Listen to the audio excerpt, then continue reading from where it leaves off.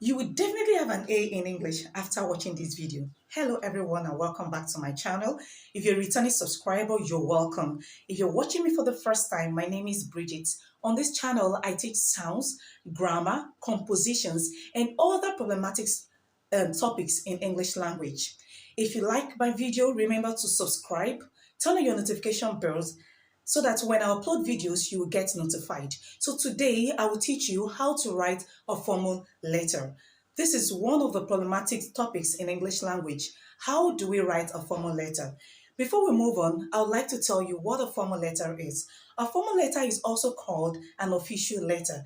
It's also called an impersonal letter. That is, when you're writing this letter, you don't have any personal relationship with that person. And even if you have a personal relationship with that person, you have to be strict and official. You don't have to start beating about the bush. You don't have to start asking how the person is feeling, the person's whereabouts, and so on. All you need to do is to write straight to the point. Go straight to the point. And where do we write a formal letter to, and how do we write them?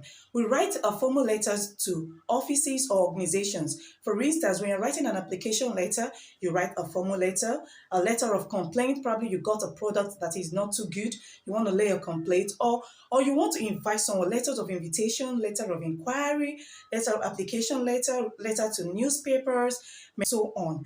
So those are examples of a formal letter. So now, how do we write a formal letter? That is one of the first things that come to your mind. The first thing you should know that if you're writing a formal letter, you should have 5 basic components in mind before you write a formal letter. The 5 basic components of a formal letter writing are the address, the salutation, the title, the body, and the complimentary clause. Now, another thing you should know when you're writing a formal letter is that you have to make sure that your tone and your language are properly selected. When you're writing, you don't have to be emotional. You just have to go straight to the point. And when you're writing, make sure you watch your language. You don't use slangs. You don't abbreviate. And you have to watch out for your punctuations, how to use your punctuation marks. Okay, so when you're writing, you have to take all of this into consideration. You have to take the tone, the language, and the 5 basic components. Now let's go to the board. Now we have the basic format of a letter writing here. We have the addresses, the first address, the second address, the salutation, we have the title, we have the body, and we have the complimentary clause. Now let's take a look at this. We have your own address, that is the person writing the address, the writer's address. So you have Government College, comma, P.O. Box 18239, comma, Benin, comma. This is a place in Edo State. So you put your comma before the state. And after writing the state, you put your full stop. Now you move on to the date. When you're writing the date, the TH or the ND, probably 22nd or whatever, should be on the line. It shouldn't be raised up. It should be on the line. And when you write this, you write your month starting with a capital letter, and then you write your comma, and then you write your year. After writing your year, you write your full stop. Now listen, we have different ways with which we write our dates, different from different countries and everything. So but in Nigeria, this is how we write our dates. And this is most appropriate for those writing exams or planning to write formal letter. This is how we write it in Nigeria. We have other formats. For instance, some place the month before the dates, okay, in some other countries, but we are here in Nigeria, we write it like this is a method that we chose to write our dates. So you move on to the recipient's address. Who are you writing the letter to? Okay, the company with who you write to the head. Okay, you address it to a designation, to the designated person. So what do? You write the recipient designation, that is the chairman. It could be the principal of a school. Then you have to write the principal. Okay. Now it depends on who you're, or you could write the chairman or the counselor, whoever you're writing to, or you could write the managing director, whoever you're writing to. That is your what? Your designation. So you write the chairman, Public Complaints Commission. That is where you're writing to. Okay, and then you write the recipient address. Ikeja, Lagos State. And the next thing you do is to write your salutation. Before you write your salutation, remember, if you're using punctuation marks, you have to be consistent with it. When you punctuate this part, you have to punctuate this part as well. So after writing Lagos State, your state, you put a full stop. Then you write your salutation, dear sir. Note, it could be dear madam. If you're aware of the gender of who you're writing to, it becomes more specific. Whether you write madam, sir, dear sir, or dear madam. And note, your sir or madam should begin with a capital letter. And then your dear, the dear should begin with a capital letter as well. So this should be in capital letter. This should be in capital letter. However you want to write it. If you're going to start by writing just sir, then it should be in capital letter. If you're writing dear madam, the M should be in capital letter. And if you're writing dear, the D should be in capital letter as well. Now let's move on to the title. This is called what? The title.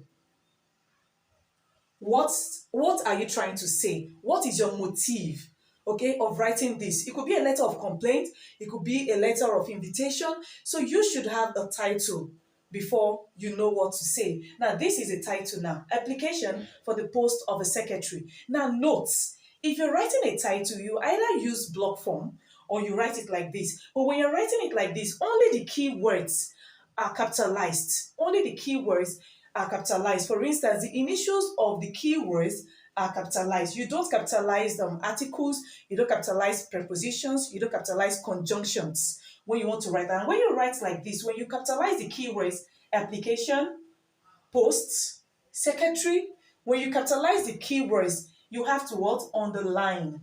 But in a situation whereby you write everything in block form, for instance, everything in capital letters, you won't underline. You don't have to underline. And remember, you don't put full stop here. Many of us often make that mistake by putting full stop here. You don't put full stop. Now look at this. If you're writing everything in block form, that is, you have to write everything in capital letter and you don't underline. Remember I said you don't put a full stop at the end of your title. Now you move on to the body of the letter. Now we have different introductions to the body of the letter. Remember I said you don't greet. For instance, you don't just simply say, how are you, sir? How was your night? How is everything? How is your family? Oh, I learned your company is doing well. How is the company?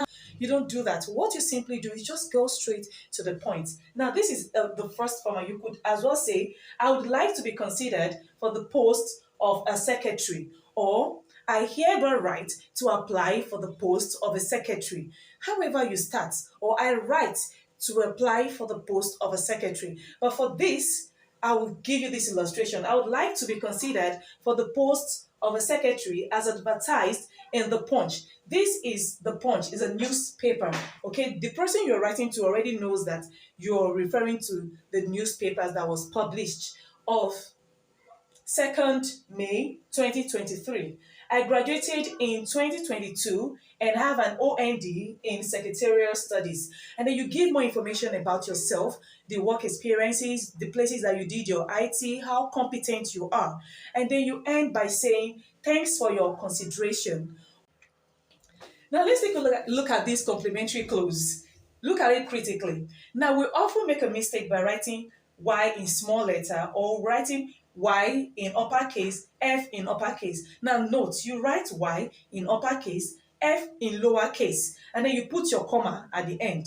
So when you're writing this, after writing yours faithfully, you write your signature. You have to sign, and after your signature, you write this in full. So the first thing you do is to write yours faithfully, Y in uppercase, F in lowercase, your signature, and then your name in full. Remember, you don't have to start using slangs. We don't need your slangs. We don't need some kind of funny names. For instance, this person could as well refer himself to Wizzy or as Wizzy. Okay, you simply say yours faithfully, your signature, Olubayo wisdom, and not yours faithfully, comma, signature, Wizzy. No, it doesn't make sense. Or you write Olus. No, no one cares about that. So you simply write yours faithfully, signature, Olubayo wisdom. However, most people often make the mistakes by writing yours like this. and put apostrophe, this is incorrect. And then some persons write it like this. This is incorrect. The correct one is this. You don't have to put apostrophe because people mostly put apostrophe before the S. No, you are saying something else entirely. Now, people often ask, why don't we write this complementary here? Now, we don't write it here because when you're writing an exam, probably in a WAEC, okay, you simply write it like this.